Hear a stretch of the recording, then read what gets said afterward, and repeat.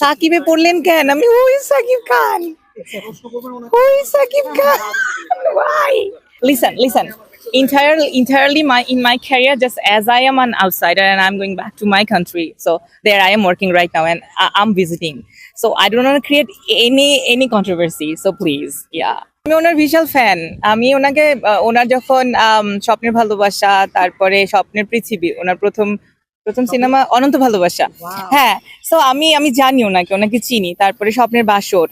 তো মানে ওই সময়কার সাকিব ভাই আমার পছন্দ, অনেস্টলি পছন্দ। এবং ওই সময়কার যদি কোস্টার হিসেবে সাকিব খানকে কথা চিন্তা করে, আমি এক নম্বর ওনাকে চুজ করতে চাই, মানে ওই সময়কার।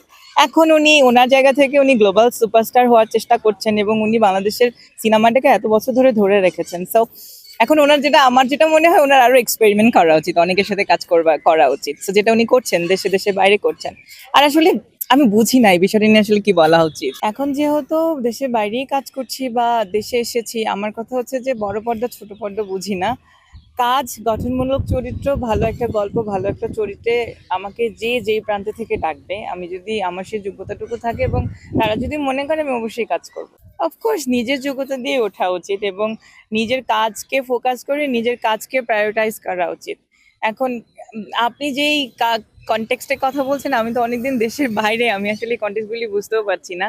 তা আমি যেটা বুঝি, focus on your own goal, focus on year skill, focus on your own act. So এটা যদি করা যায় তাহলে মনে হয় নিজের সক্রিয়তা খুঁজে পাওয়া যায়।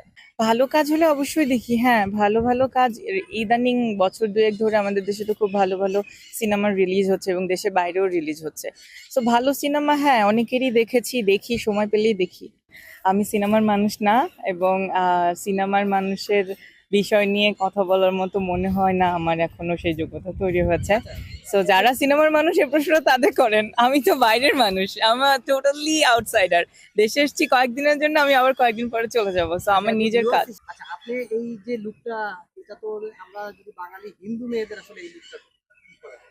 এই বিষয়টা হলো যে বাঙালি তো যেটা মুসলমানদের মানে মেয়েদের একটা বউয়ের একটা লুক আছে, তো সেটা কেন না এটা কেন?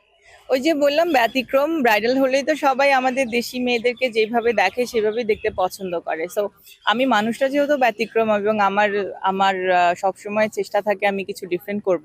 তো আমার মনে হলো তাহলে একটা বাঙালি হিন্দু বউ কেন সাজি না, So, সেই জন্যই সাজা। এটা কি কোনো মানে কাজের জন্য না নিজের শুধুমাত্র শখের জন্য? এইটা এখনই কিছু বলতে চাই না। আমার দেশে আসার পেছনে অনেকগুলি প্ল্যান আছে এবং আমি টুকটাক করে কাজগুলি করছি। সো যেহেতু আমি এখন সোলো পারফর্মার, আমার কয়েকটা সোলো পারফরমেন্স আছে যেটা আমি দেশের বাইরে কয়েকটা ইউনিভার্সিটি ডিপার্টমেন্টের বিভিন্ন ডিপার্টমেন্টের সাথে করি। তো এইটার পেছনের গল্প বা সামনের গল্প এখনই কিছু বলতে চাই না, just think as a photoshoot. এরপরে কি সেটা তো আপনারা দেখতেই পাবেন। Thank you so much.